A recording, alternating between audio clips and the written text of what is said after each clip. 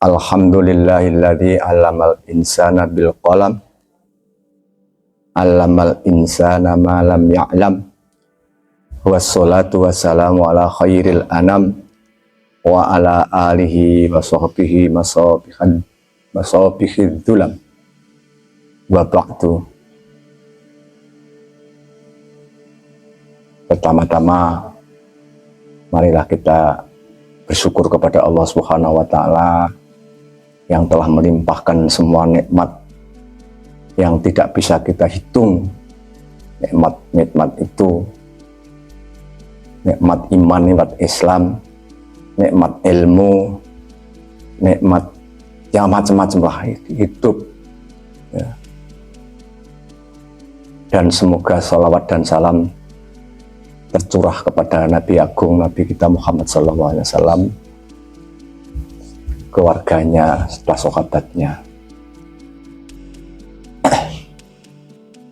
Saya di sini sebagai orang yang dituakan mungkin, karena umur saya sudah mencapai 72 tahun. Alhamdulillah masih diberi kekuatan lahir batin oleh Allah Subhanahu wa taala, yang perlu kita syukuri, karena umur itu suatu modal yang tidak terhingga untuk kesempatan, baik kesempatan yang berupa ibadah maupun kesempatan yang tidak berupa beribadatan. Karena itu patut kita syukuri. Kemarin saya melihat di YouTube itu, melihat dan mendengar kupasan dari Gus Aziz Jazuli, yang Gus ini juga saya anggap sebagai seorang yang alim di dalam bidangnya. Karena alim itu ya tidak semuanya ilmu akan dimilikinya. Karena kekuatan kita, otak kita, waktu kita sangat terbatas. Wa ma utitu minal ilmi illa qalila. Ya, di atas langit pasti ada langit. Wa fawqa kulli ilmin alim, di atas orang yang alim tetap ada orang yang lebih alim. Karena kita ingat bahwa ketika Nabi Musa itu ditanya orang atau bahwa siapa yang paling pandai di Bani Israel, Nabi Musa, wah, mengatakan pemberanian diri dia yang paling pandai. Tapi ternyata di dalam lapangan, ternyata juga masih ada makhluk yang ilmunya mungkin melebihi Nabi Musa. Tapi jangan disalahgunakan pendapat ini. Ada seorang dosen yang menerangkan kepada murid, kepada mahasiswanya, bahwa Nabi Musa tidak menjangkau ilmunya Nabi Khidir. Itu ya kurang tepat, tidak boleh. Karena Nabi Musa itu punya level yang lebih tinggi daripada Nabi Khidir. Nabi Khidir saja sebagai Nabi itu masih mukhtalaf.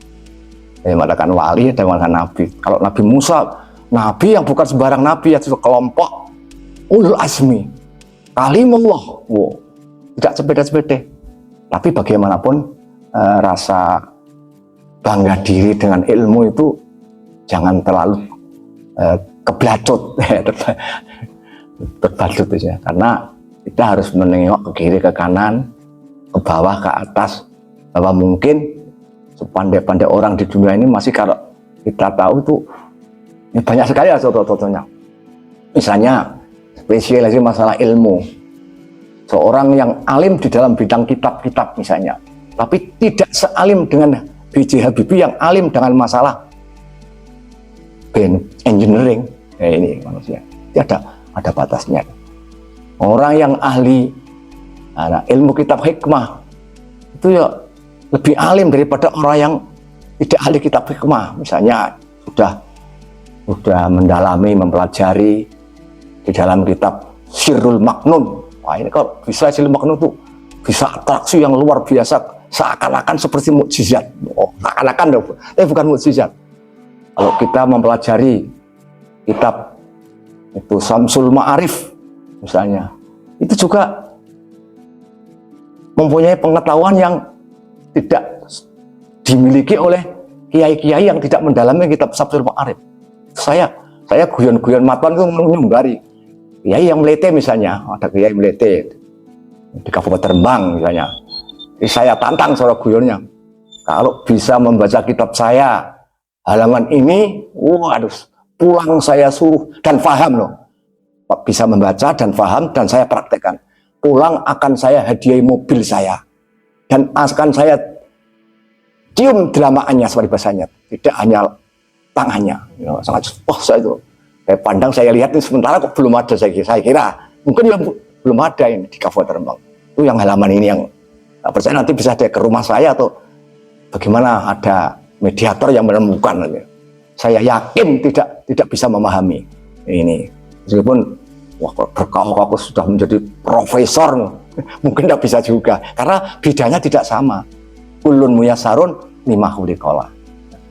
Yang orang itu punya kekuatan. Dengan Nabi Muhammad saja, Kanjeng Nabi itu berdebat dengan sahabatnya itu setelah disurvei terjadi di lapangan, ternyata Nabi kalah. Akhirnya Nabi ya, antum a'lamu bi amri dunyakum. Nah ini ya, kepada Gus Aziz Azuli saya acungi jempol, bagus, karena sudah bisa memberanikan diri, memberanikan untuk tawasau bil haqqi kepada yang seseorang yang mungkin oleh figur ya, oleh figur orang yang terpandai.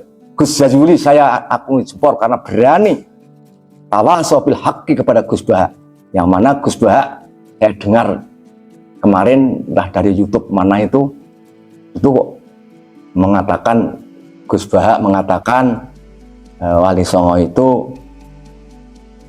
kepada jalurnya nasional kepada Basaiban, dan Basaiban sendiri adalah termasuk dari Ba'alwi. Nah ini terus dikanter oleh Gus Aziz Jazuli. Nah kupasannya Gus Aziz itu ya tepat, saya kalau menurut saya itu sudah tepat itu, karena Gus Aziz itu ada data-data yang otentik ya, data-data yang akurat untuk meluruskan apa yang disampaikan oleh Gus Baha.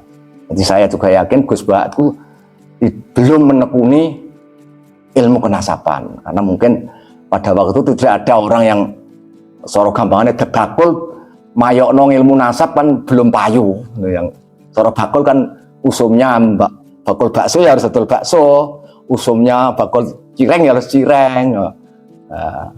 Nih karena maka dia ada tertarik untuk mempelajari ini. Yang dipelajari mungkin kedalaman ilmu Al-Quran, kedalaman Quran, apa tafsir asal hadis berapa misalnya. Ini yang jadi kalau masalah sistem penelitian, metodologi penelitian yang ada kaitannya dengan masalah studi komparasi dan studi korelasi, ini kan belum perlu. Komparasi itu perlu karena untuk membandingkan itu kan harus komparasi.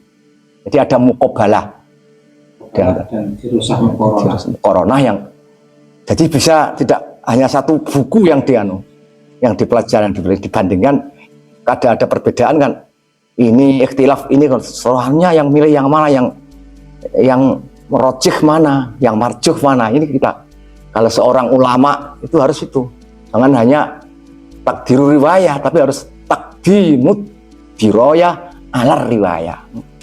Singkatannya kalau orang awam singkatannya pengajian rame-rame. Kalau uang sudah lumayan ini ngaji. Kitab kiai ini moco, ya kiainya membaca kitab, santrinya membawa pulpen dengan kitab. Ya ini ngaji belum. Kalau setingkat lagi di tingkatan pengkajian, wah ini mengapa begini. Nah ini seakan-akan seperti dialog sebenarnya. Ini, jadi saya berani begitu ini karena juga saya tahu riwayat Gus Baha bahwa dia juga pernah menjadi murid adik saya. Satu, kedua dia adalah junior saya di Fakhriyah. Tahun 70-an itu saya sudah di Fakhriyah nyucup ilmunya Mbah Khim yang dia itu dianggap mbahnya Gus Baha. Nah itu, maka tidak ada jeleknya, tidak ada salahnya kalau saya mengingatkan kepada Gus Baha untuk ya hati-hati dalam berbicara, karena terjadi asrotun bilisani. Asroh bukan sabul lisan, bukan itu asroh. Menurut pendapatnya ini benar, tapi setelah diteliti orang lain dianggap tidak benar, akan terjadi terus ada perbandingan, ada balance. Ini bagus sekali Gus Aziz ini. Kemarin saya dengar lagi dari Madura itu mengkritisi Gus Bahak dengan itu. Nah ini juga bisa ditiru. Banyak sekali kitab dulu. Misalnya Imam Al-Jubai terus dikritisi oleh Imam itu yang Asy'ari. Itu kan muridnya lah. Itu murid kepada guru saja masih boleh mengkritisi dengan cara adab, sopan, ya, dengan ya, perkataan yang baik, ya, kaulan karima, kaulan layina, ya. Ini penting, dan jangan sampai terjadi istilahnya nggelak wong, ya. Nggelak wong atau ini penting sekali. Kalau ini tidak ada yang mengingatkan, sedangkan adalah figur publik seperti Gus Bahak yang sudah terkenal top, itu kan figur publik, karena jangan mentah lagi nih. Karena itu sangat saya sanjung sekali, ya. Gus Aziz mengingatkan Gus Bahak yang levelnya lebih tinggi. Saya sendiri juga termasuk orang yang pengagum Gus Bahak. Tapi ya tidak perlu kagum terlalu lebih-lebihan, karena itu takdir Allah ngono, tidak usah gumun. Allah memberi, harus gumun kepada Allah, harus gumun, diberi otak yang cerdas, diberi otak yang itu memirunya bagus, ya kan? Ya alhamdulillah kita punya putra Rembang terbaik. Oh, kan bisa kita bangga juga. Nah, karena ayahnya juga saya kenal dulu lah di Sundangwaru, Bahak Narukan, bolo dewe, konco dewe. Ya. Ini saya sangat salut sekali kepada Gus Aziz yang sangat betul luar biasa ini Gus Aziz ini. Orang yang berani mengingatkan orang yang sedang yang asroh, ya, kepleset, karena setiap manusia itu punya mahalul khotok wan nisyan, punya salah itu. Boleh salah, tapi jangan bohong. Kan gitu ada. Boleh salah, tapi harus mengakui kesalahannya. Enteng. Kalau mengaku kesalahan itu enteng, nanti umumnya enteng. Maling ngaku enteng.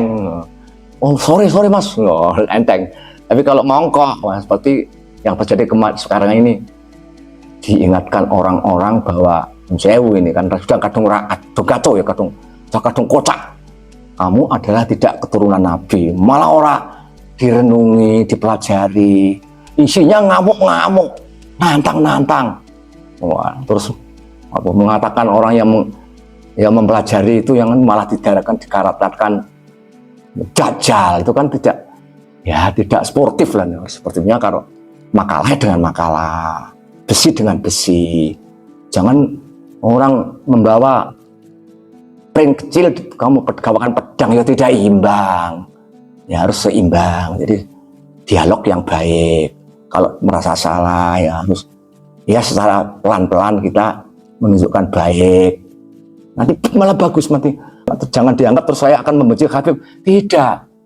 Saudara saya, akhul Islam, Muslim, akhul Muslim. Kalau dia seorang Habib yang alim, saya akan hormat sekali. Kalau dia itu lebih alim, wah, umurnya di atas saya, atau umur 80-an, ngulang ngaji saya, wah saya Pak Dimi, terus saya kholi mulai. Kalau beliau khol, saya datang. Seperti kalau Bakim khol, saya datang. Terus Mbah Syakur yang dari Kajen itu, saya kholi terusin, walaupun anak-anaknya tidak mau kholi, saya yang mau kholi dengan teman-teman ini. Contoh mahabbah saya kepada para ulama, kepada para habaib yang baik. Walaupun itu tidak cucu Nabi, betul, saya tetap sayang. Bukan saya membenci kepada mereka. Betul ini saya seakan-akan itu seperti Umairah kemarin menangis kalau ingat itu. Sahabat saya, saudara saya. Dan maka jangan gencar, jangan takut, jangan merasa rendah diri kalau terbukti tidak sebagai cucu Nabi. Tidak apa-apa. Tidak menjamin jatuhnya harkat martabat seseorang. Kalau beliau itu masih berbuat baik kepada umat, ya, berbuat baik kepada sesama, ya, Mas, mengakui kesalahannya, mengakui kekhilafannya. Karena ini ya sudah menjadi kesalahan yang umum, yang sudah tidak ikut salah jadi. Tapi karena kena getahnya, kena batunya, ya itu resikonya. Maka ingatkan lagi kepada para ulama, para kiai yang mungkin berbeda pendapat, jangan menjadi itu suatu alat, suatu benturan yang bisa mematikan kedua belah pihak. Kita harus saling asah, asih, asuh. Ini dari saya, ya, untuk pertemuan saya ini semoga menjadi renungan, jangan menjadi ya suatu yang menakutkan, menjadi sesuatu yang pukulan, tidak. Ini saling mengatakan tawasau bil haqqi. Kalau benar itu siapa yang saya mengatakan itu pasti benar. Walaupun yang mengatakan orang kafir, ya, orang mereka benar atau benar. Walaupun yang mengatakan itu seorang kiai, seorang wali, tapi itu barang itu katakan salah, tetap salah.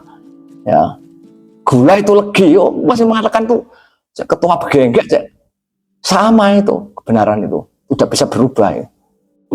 Oh ya, itu asin, garam itu asin. Walaupun yang mengatakan itu siapa saja, benar kok. Barang yang benar itu tidak bisa dirubah dengan wah kedudukan seseorang. Mengatakan Pak Prabowo, misalnya orang yang dipercaya di Indonesia nomor 1 misalnya, bahwa garam tidak asin, ya tetap tidak percaya. Ilmu kok. Ini Rino misalnya, ya tetap Rino. Orang bodoh pun, orang pandai pun mengatakan ini ya pada siang hari tidak ada mengatakan ini, malam ngengkel, tidak bisa. Itu ilmu yang tidak bisa. Misalnya niat, ya, Raisa dengan ikhtiar gak bisa. Niat misalnya orang yang kaya raya, pergawe kok niatin golek mangan, keliru, itu tidak bisa diatur niat itu. Wong kaya itu bekerjanya untuk mempertahankan kekayaan, tidak bisa kok. Nah orang tidak punya apa-apa, tidak punya jaganya besok, tidak punya jaganya nanti beras gak bisa, itu dia bekerja untuk cari makan. Ini kan salah kaprah. Niat diatur, atas kasus taktar ikhtiar, niat itu. Nah, memang otomatis. Nih, terima kasih, alhamdulillah kepada semua pihak, terutama Gus Baha sebagai junior saya, yang saya sebagai seniornya, walaupun ilmunya mungkin kalah, ya, nggak apa-apa, yang beda-beda itu kalah. Dan Gus Aziz yang memang memberikan diri, comon coro, cuman toko, ya, bagus sekali. Memang ilmu itu juga rezeki dari Allah. Ilmu itu ada dolatul mukmin, sesuatu barang hilangnya orang mukmin. Kalau ketemu di mana saja kita ambil, jangan sungkan-sungkan. Walaupun keluar dari mulut anjing, walaupun keluar dari orang-orang bodoh, kita ambil. Wah, ini untuk, karena ini ilmu. Nah itu ya, itu orang yang sportif, ya, tidak boleh malu pepeh orang pandai, terkenal pandai terus ono keliru terus dengan nafsu mempertahankan kekeliruannya, itu ya kurang penak, ya kurang sportif, cara tinju kepak pelang-aplang kok muni menang itu ya nggak bisa. Ini ya saya berdoa semoga Gus Aziz, Gus Baha tetap eksis semua, terus menambah ilmu, karena orang yang alim ialah orang yang selalu mengaji, selalu mengkaji. Orang yang pandai ialah orang yang selalu belajar dan belajar. Nah orang bodoh ialah orang yang berhenti belajar. Sekian dari saya. Wallahu yuwaffiquna ila ma yardha. Allahumma rizqna fahman nabiyyin wa hifdzal mursalin wa ilhamal malaikatal muqarrabin. Wa sallallahu ala sayyidina Muhammadin walhamdulillahi rabbil alamin. Bismillahirrahmanirrahim. Wal asri innal insana lafi khusrin illal ladzina amanu wa amilus solihati wa tawassaw bil haqqi wa tawassaw bis sabri. Assalamualaikum warahmatullahi wabarakatuh.